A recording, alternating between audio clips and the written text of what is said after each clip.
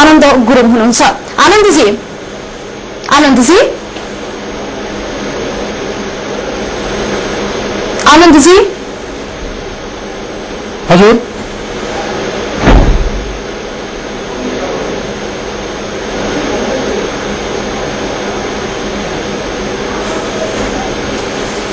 आनन्दजी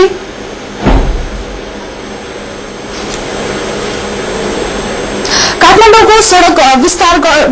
पार्ने अभियानमा चाहिँ अहिले काठमाडौँको लैनचौर र लाजमबाग क्षेत्रमा सड़क विस्तार गर्ने क्रम जारी रहेको छ र त्यस क्रममा सार्वजनिक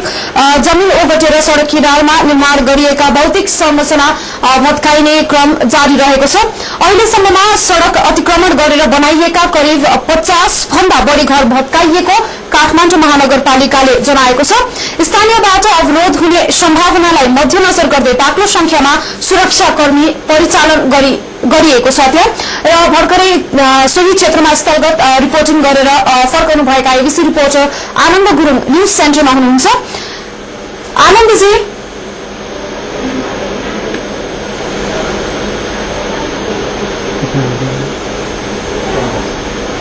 हजुर शंकरजी आनन्दजी तपाईँ भर्खरै यो जुन लैनचौर र लाजमबाग क्षेत्रमा सड़क विस्तार गर्ने क्रम अहिले जारी छ त्यहाँबाट भर्खरै फर्किनु भएको छ त्यहाँको ताजा स्थिति तपाईँले के देखेर आउनुभयो जानकारी गराउनुहोस् न। संघर्षजी काठमाडौँ महानगरपालिका नेपाल ट्राफिक प्रहरी कार्यालय र सड़क विभागले लैनचौरदेखि यो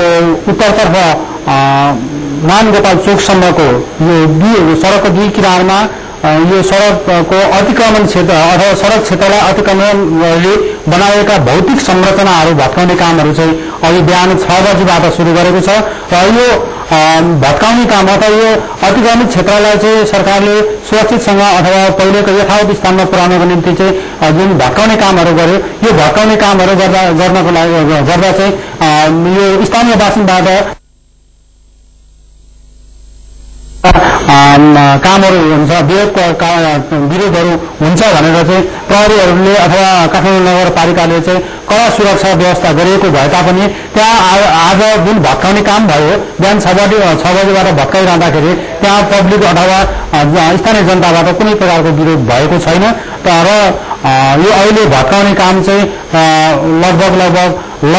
लैनचौर भन्दा लाजमबाग भन्दा माथि अथवा पानी पोखरीको क्षेत्र छेउछाउतिर पुगिसकेको छ संघर्षजी। जस्तो कि यो सड़क विस्तार गर्ने क्रम जुन सरकारले सुरु गरेको छ धेरै भयो यो सुरु गरेको तर अहिलेसम्म पनि सड़क विस्तारको लागि भत्काइएको मात्र छ त्यसमा कुनै पनि त्यो रोडलाई राम्ररी व्यवस्थित गर्ने काम चाहिँ भइरहेको छैन। यसमा उनीहरूको प्रतिक्रिया के छ तपाईले केही बुझ्नुभयो? यसै विषयमा हामीले ट्राफिक प्रहरी प्रमुख गणेशदास राईसँग पनि हामीले अहिले भर्खरै हामीले यस बारेमा केही प्रतिक्रियाहरू लिएका छौं। उहाँले के भन्नुभएको छ भने हाम्रो कामहरू चाहिँ यो अतिक्रमित क्षेत्रहरूलाई चाहिँ भत्काएर अथवा पूर्ववत ठाउँहरूमा स्थानमा ल्याउने हो र यस काममा हामीले धेरै भौतिक संरचनाहरू भत्काएका छौं। यो भत्काएका संरचनाहरूले चाहिँ त्यही स्थानमा रहँदाखेरि चाहिँ त्यहाँ फोहोर दुर्गन्ध अथवा अति नराम्रो देख्ने भएको कारणले गर्दाखेरि हामीले बोर्डर टिपर यी आदि कुराहरू ल्याएर चाहिँ यो भत्काइएका सामानहरूलाई चाहिँ तत्काल व्यवस्थापन गर्नको निम्ति व्यवस्था गरेका छौं। जसको लागि काठमाडौँ महानगरपालिका र काठमाडौँ प्राधिकरणले चाहिँ यसमा तदारुकताका साथ काम भइरहेको छ। यो भन्दा पहिले चाहिँ यो भत्काइसके पछाडि व्यवस्थापन गर्ने कामहरूमा केही ढिला सुस्ती भएको हो। तर अब यो क्षेत्र चाहिँ जस्तै लैनचौर लाजमबाग त्यस पछाडि यो चक्रपथ छेउछाउको इलाकाहरू चाहिँ अत्यन्त संवेदनशील अवस्था क्षेत्र भएको यो क्षेत्रमा चाहिँ तीनवटा ठूला अस्पतालहरू त्यसको प्रकारले कूटनीतिक नियोगका राजदूतावासहरू परेको हुनाले गर्दाखेरि यो क्षेत्रमा भत्काइएर पछाडिका जति पनि संरचनाहरू छ जति पनि वस्तुहरू छन् ती वस्तुहरूलाई तत्काल व्यवस्थापन गर्नको निम्ति चाहिँ काठमाडौँ प्राधिकरण काठमाडौँ महानगरपालिकाले चाहिँ यसमा चाहिँ तदारुकताका साथ काम गर्ने कुराहरू चाहिँ हामीलाई जानकारी गराउनु भएको छ। जस्तो कि आनन्दजी अन्तमा चाहिँ यो जुन सड़क व्यवस्थापन भइरहेछ यो लैनचौरबाट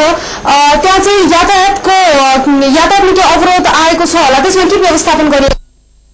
लागि सङ्घर्षजी पक्कै पनि त्यो क्षेत्र अत्यन्त साँगुरो छ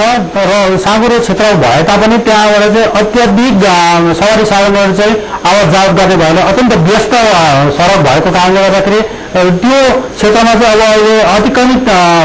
अतिक्रमण गरी बनाएका भौतिक संरचनाहरू भत्काउनको निम्ति चाहिँ त्यहाँ चाहिँ यातायातलाई चाहिँ पूर्ण रूपमा बन्देज नै गर्नुपर्ने परिस्थिति बनेको भन्दै ट्राफिक प्रहरीले चाहिँ लैनचौरबाट उत्तरतर्फ जाने सम्पूर्ण यातायातका साधनहरूलाई चाहिँ यता डाइभर्ट गरेर चाहिँ राजदरबारको उत्तरतर्फको बाटोबाट चाहिँ परिचालन गरेको छ भने त्यस्तै कान्ति बाल अस्पताल र टिचिङ अस्पतालको छेउमा रहेको जुन मोड छ त्यो मोडबाट बालुवाटारतर्फ चाहिँ गाडीहरूलाई चाहिँ डाइभर्सन गराएर चाहिँ यो लैनचौर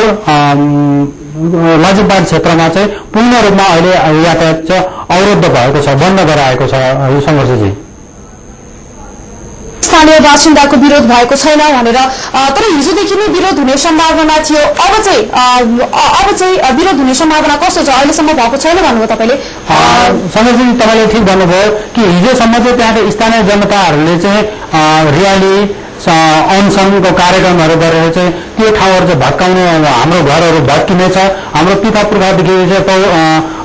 बनाएको घरहरू चाहिँ भत्के पछाडि हामी घरबार दिन हुन्छौँ, हाम्रो सम्पूर्ण कुराहरू चाहिँ त्यहाँ सकिनेछ, त्यसकारण यो भत्काउनु हुँदैन भनेर चाहिँ स्थानीय जनताले चाहिँ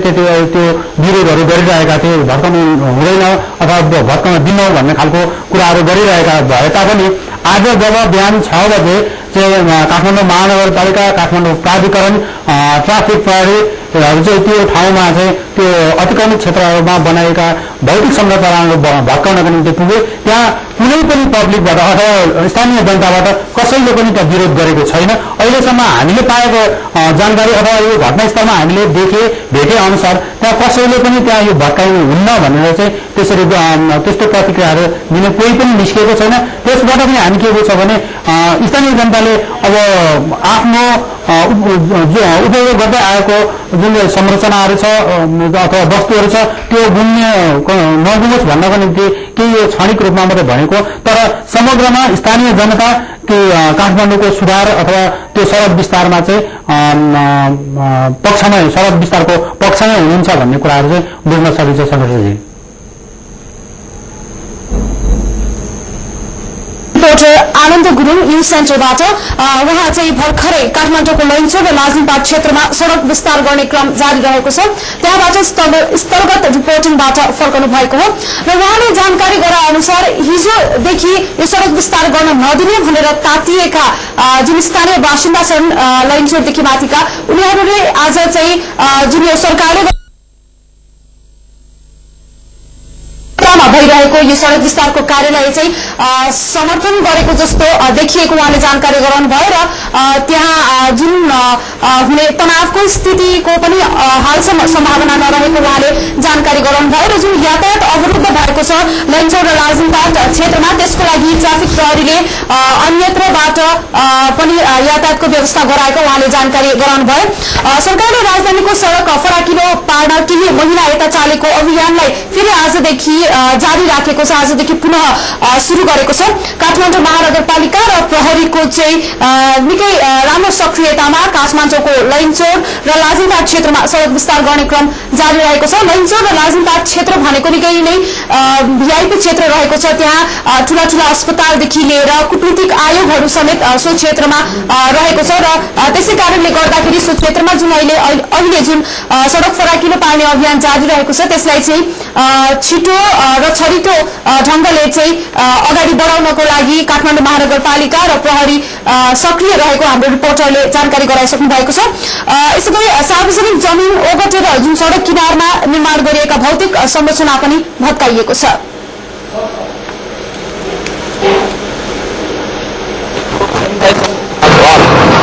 घरलाई चाहिँ भत्काउँदैनौँ, खालि पर्खाल, चरा, ग्यारेज मूल घरदेखिसँग जोडेर सडकपट्टि सडकलाई चाहिँ सँग जोडिएको सडकहरू मात्रै हामी गर्छौँ, हामी मूल घर हामी भत्काउँदैनौँ। यसको अर्थ के भने हामीले चाहिँ सम्पूर्ण यहाँका स्थानीयवासीहरू सडकको हामीले चाहिँ मर्म बुझेका छौँ। उहाँहरूलाई हामी विस्तारित गर्न चाहेको होइन। खालि के छ भने यो चाहिँ हामीले सडक विस्तार जुन चाहिँ यो काठमाडौँ